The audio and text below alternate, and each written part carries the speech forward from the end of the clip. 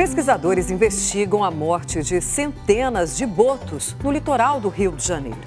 A situação aumenta o risco de extinção da espécie e pode estar associada à presença humana a um vírus detectado pela primeira vez na América do Sul.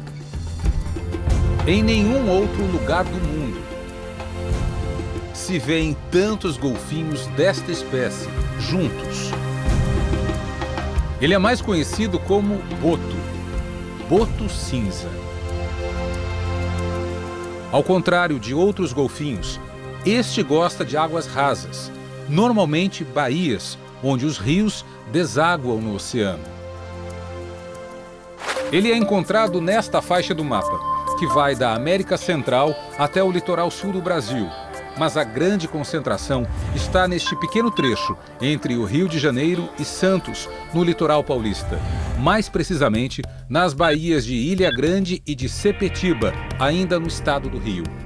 Estimativas falavam em 800 animais ao redor da Ilha Grande e outros 800 na baía vizinha.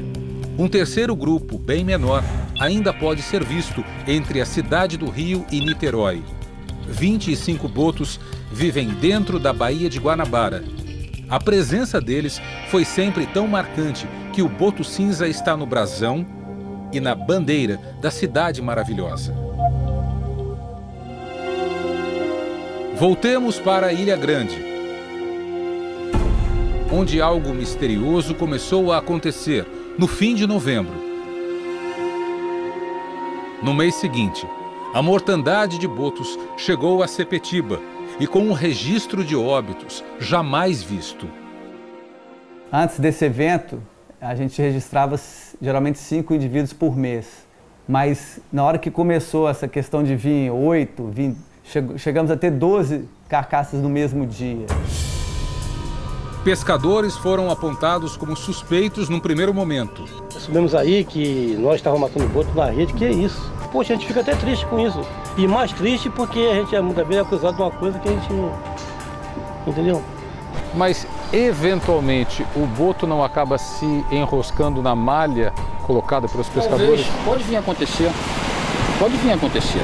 Mas eu queria que os especialistas me afirmassem isso.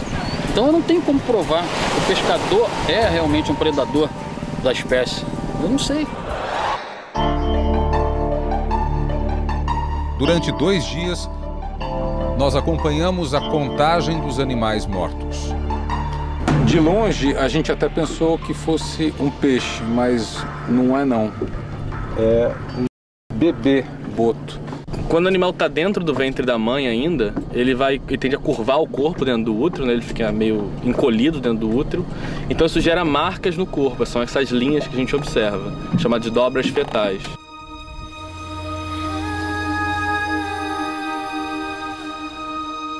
Dessa vez é uma fêmea e um animal adulto, de mais ou menos 1,5 metro de comprimento.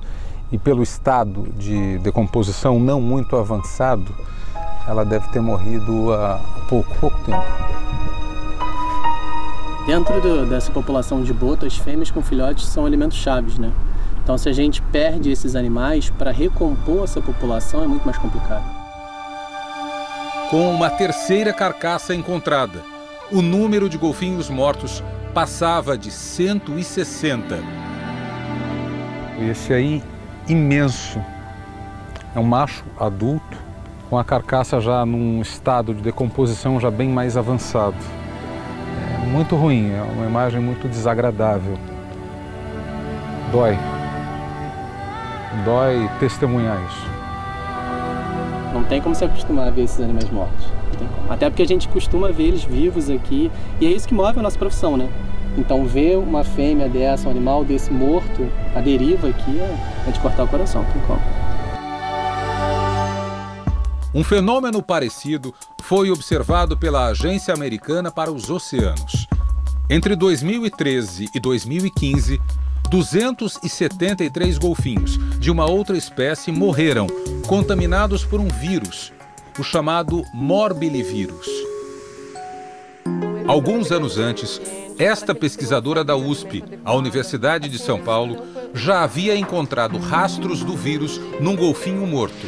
No Brasil, a primeira vez que a gente detectou o vírus foi em 2010, num boto cinza, que encalhou na costa do Espírito Santo. Ele é parecido com o vírus da sinomose dos cães e do sarampo humano. No entanto, assim como o vírus dos cães não passa para os humanos, o vírus que acomete os golfinhos também não passa para as pessoas. Teria sido essa a causa da mortandade dos botos no litoral fluminense? A suspeita de contaminação pelo vírus foi levantada por veterinários deste laboratório, da Universidade do Estado do Rio de Janeiro. 20 amostras de carcaças foram enviadas para a Universidade de São Paulo. E o resultado confirmou: 15 animais haviam sido infectados pelo vírus.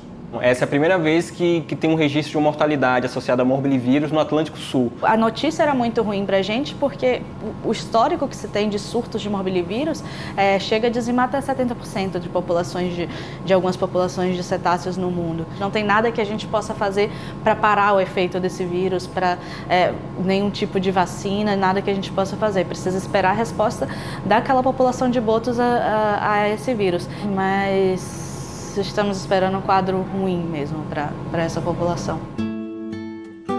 A principal forma de contágio se dá pelo chamado borrifo. É quando o boto vai à superfície para respirar.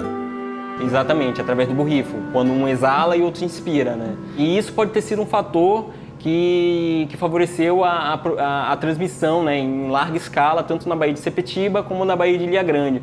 Porque, por característica, essas populações elas formam grandes agregações, podendo chegar a mais de 200 animais. E isso facilitaria, né, a transmissão através da respiração entre esses indivíduos de uma forma bem rápida, né? Apesar de o vírus não fazer mal à saúde dos humanos, pessoas estão se expondo ao risco. Veja estas fotos tiradas na quarta-feira passada, na praia. O que pode acontecer é que as carcaças dos animais têm bactérias, fungos, outros agentes que sim podem afetar os humanos. Então, o fato também do animal estar doente é sempre um risco para a população. Nos cetáceos, animais da família do boto, o vírus ataca os sistemas nervoso, respiratório e destrói as defesas do organismo. Daí, tantos golfinhos serem vistos extremamente magros, com as costelas aparentes. O vírus ele age abaixando a imunidade dos animais, então qualquer atividade que gere estresse pode contribuir com que os animais demorem mais para se recuperar. 3 atividades no mar foram apontadas como causadoras de estresse para os botos. Primeira, a própria pesca. Pescadores estão sendo orientados a se afastar das áreas onde se vêem grupos de botos, as chamadas agregações. Evitar a área de agregações, evitar o tipo de rede de malha. Você usa uma malha, uma rede com 6 metros de altura, a gente está pedindo para reduzir essa rede para 3 metros de altura de profundidade, para não haver um contato direto com a espécie. Segundo fator de estresse, o turismo.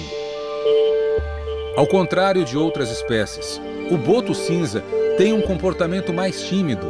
É raro quando se aproxima dos barcos, como neste momento. Você vê que eles estão até um pouco mais indiferentes à nossa atividade, porque o mais importante agora é comer.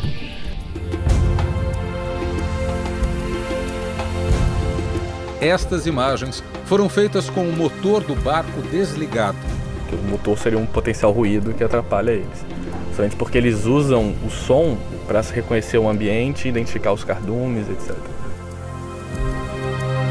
Prefeituras recomendaram a suspensão da atividade de observação dos golfinhos para fins turísticos. Os proprietários de barco estão respeitando esta recomendação? Porque nunca houve isso aqui, né? Mas sim ou não? Alguns sim, alguns estão aderindo sim. Nem todos respeitam? Nem todos. Terceiro possível fator de estresse para os botos, a dragagem. Um mês e meio depois do início da mortandade dos animais, chegou à região este navio holandês. Ele foi contratado para dragar, aumentar a profundidade de 3 áreas da Baía de Sepetiba. Esta no canal de navegação que dá acesso a terminais portuários. E estas outras 2, onde os navios fazem manobras para entrada e saída.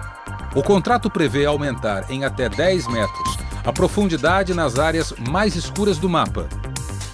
Agora vamos sobrepor este mapa a outro, que mostra os pontos onde os botos costumam ser vistos. Pois bem, golfinhos transitam pela área que começou a ser dragada no dia 12 de janeiro. E a dragagem, revolvendo a lama do fundo da baía, poderia comprometer a saúde já debilitada dos animais. Com base no parecer de 2 universidades, este procurador da República pediu a paralisação da dragagem por pelo menos um mês. Muito embora não haja uma cura para essa doença, é muito importante que os botos tenham um ambiente propício para uma situação, para uma condição de recuperação da sua saúde. E essa condição ambiental propícia passa por a redução do ruído, né, que ocorre na Baía, e uma redução da poluição em geral, né, e da atividade humana em geral na Baía. Mas o Ministério Público e os órgãos ambientais do Estado não se entenderam sobre o período de suspensão da dragagem. Essa relação causa e efeito entre dragagem e mortandade, ela não está configurada hoje. Vamos ser precavidos e vamos suspender essa dragagem por 15 dias. Esta semana acaba a proibição temporária e uma comissão de controle ambiental decide se a draga volta ou não a operar. Enquanto isso, pesquisadores fotografam os botos sobreviventes e comparam as imagens com os registros feitos nos últimos 20 anos. As nadadeiras são como impressões digitais do animal. Para a surpresa de Leonardo, velhos conhecidos dele foram encontrados vivos. Essa aqui no caso é Bola, e ela deu uma informação bastante importante para a gente, que seria o intervalo de nascimento entre um filhote e outro. O dela deu 2 anos e meio. A gente tem a Lili, que ela foi fotografada em 1997. Rapado, a gente tem o Shark, a gente tem o Corte. São os que a gente ainda continua vendo aqui e tem mais de 13, 15 anos de acompanhamento aqui ao longo da Baía. Felizmente, esses indivíduos não foram acometidos pela doença, ou se foram, estão reagindo bem. De novembro até agora, nas baías de Ilha Grande e Sepetiba, foram recolhidas 220 carcaças de botos. Só em Sepetiba foram 160 mortes, de um total de 800 animais. Ou seja, 20% da população de golfinhos não resistiram à passagem do vírus.